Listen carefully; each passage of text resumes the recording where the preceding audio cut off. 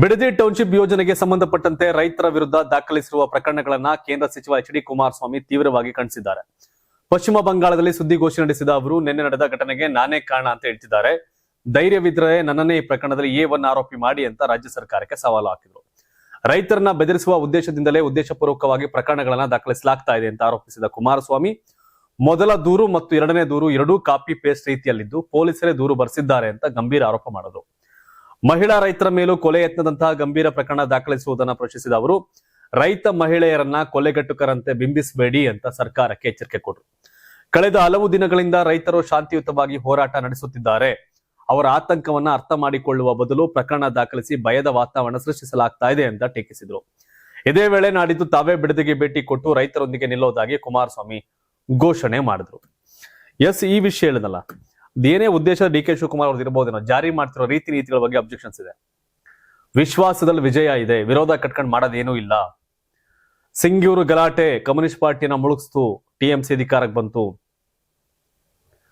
So ಹಾಗಾಗಿ ಬಿಡದಿಯ ಹೋರಾಟ ಪೂರಕವಾಗಿಲ್ಲ. ಏನು ಮುಖ್ಯಮಂತ್ರಿಯಾಗಿ ಮಾಡಕ್ ಬಹಳ ಕೆಲ್ಸಗಳೈತೆ. ಈ ಯೋಜನೆ ವಿಷಯದಲ್ಲಿ ಒಂದಷ್ಟು ಇನ್ನು ಮರುಪರಿಶೀಲನೆ ಮಾಡಿ ಹೋಗೋದು ಒಳ್ಳೇದು ಅಂತ ಅನ್ಸುತ್ತೆ. ವಿರೋಧ ಕಟ್ಕೊಂಡು ಮಾಡೋದೇನೈತಿ ಇಲ್ಲಿ? ರಾಜ್ಯ ದೇಶ ಬಿದ್ದೋಗ್ಬಿಡುತ್ತೇನೋ. ಸ್ವಲ್ಪ ಕೂಲಾಗಿ ಹ್ಯಾಂಡಲ್ ಮಾಡ್ಬೇಕಿಲ್ಲ. ತಕ್ಷಣಕ್ಕೆ ಒಂದು 6 ತಿಂಗಳು 1 ವರ್ಷ ಹೋಲ್ಡ್ ಮಾಡಿ ಸದ್ಯಕ್ಕೆ, ಆಮೇಲೆ ಏನೋ ಒಂದು ಕತೆ ಆಗುತ್ತೆ. ಬಟ್ ಸದ್ಯಕ್ಕೆ ಮೂವ್ ಮಾಡೋದು, ಹಿಂಗೆ ಸರ್ವೆ ಮಾಡಕ್ ಹೋಗೋದು, ಜನಗಳನ್ನ ರೊಚ್ಕೆಪ್ಸೋದು, ಅವ್ರ ಮೇಲೆ ಕೇಸ್ ಹಾಕೋದು, ಇವೆಲ್ಲ ಅವಲ್ಲ, ಇವ್ ನೆಗೆಟಿವ್. ಇದನ್ನ ಬಿಡಬೇಕು ಅಂತ ಅಂತೀನಿ ನಾನು. ಬಿಡದಿ ಟೌನ್ಶಿಪ್ ಯೋಜನೆಗೆ ಸಂಬಂಧಿಸಿದ ಸಮೀಕ್ಷೆ ವೇಳೆ ಅಧಿಕಾರಿಗಳ ಮೇಲೆ ಹಲ್ಲೆ ನಡೆದ ಪ್ರಕರಣದ ಬಗ್ಗೆ ಉಪಮುಖ್ಯಮಂತ್ರಿ ಡಾಕ್ಟರ್ G. ಪರಮೇಶ್ವರ್ ಪ್ರತಿಕ್ರಿಯೆ ಕೊಟ್ಟಿದ್ದಾರೆ. ಕಾನೂನಿನ ವ್ಯಾಪ್ತಿಯಲ್ಲಿ ಪ್ರತಿಭಟನೆ ನಡೆಸುವುದು, ಮನವಿ ಸಲ್ಲಿಸುವುದು ಹಾಗೂ ಅಭಿಪ್ರಾಯ ವ್ಯಕ್ತಪಡಿಸುವುದು ಪ್ರತಿಯೊಬ್ಬರ ಹಕ್ಕು. ಆದರೆ ರಾಜಕೀಯ ಪ್ರೇರಣೆಯಿಂದ ಅಥವಾ ಕಾನೂನು ಬಾಹಿರವಾಗಿ ಪ್ರತಿಭಟನೆ ನಡೆಸಿರುವುದು ಸಾಬೀತಾದರೆ ಕಾನೂನು ಕ್ರಮ ಕೈಗೊಳ್ಳಲಾಗುತ್ತೆ ಅಂತ ಅವರು ಸ್ಪಷ್ಟಪಡಿಸಿದರು.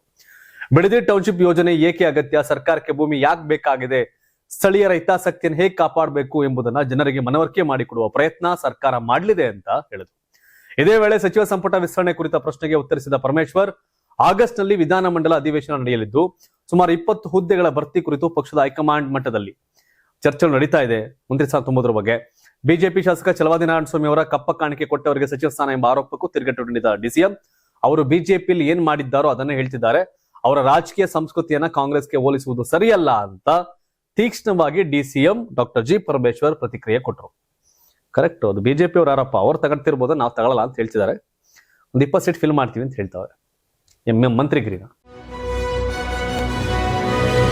ವಿಧಾನ ಪರಿಷತ್ ಚುನಾವಣೆ ಅಡ್ಡ ಮತದಾನದ ಬಳಿಕ ಕರ್ನಾಟಕ ಬಿಜೆಪಿಯಲ್ಲಿ ಬದಲಾವಣೆಯ ಚರ್ಚೆ ಮತ್ತೆ ಜೋರಾಗಿದೆ.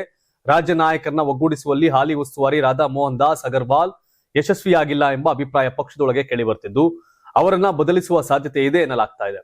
ಮೂಲಗಳ ಪ್ರಕಾರ ಕೇಂದ್ರ ಸಚಿವ ಸಂಪುಟ ಪುನರ್ರಚನೆಯ ಬಳಿಕ ಕೇಂದ್ರ ಸಚಿವ ಧರ್ಮೇಂದ್ರ ಪ್ರಧಾನ್ ಅವರಿಗೆ ರಾಜ್ಯ ಬಿಜೆಪಿ ಉಸ್ತುವಾರಿ ಜವಾಬ್ದಾರಿ ನೀಡುವ ಬಗ್ಗೆ ಹೈಕಮಾಂಡ್ ಮಟ್ಟದಲ್ಲಿ ಚರ್ಚೆಗಳು ನಡೆಯುತ್ತಿವೆ.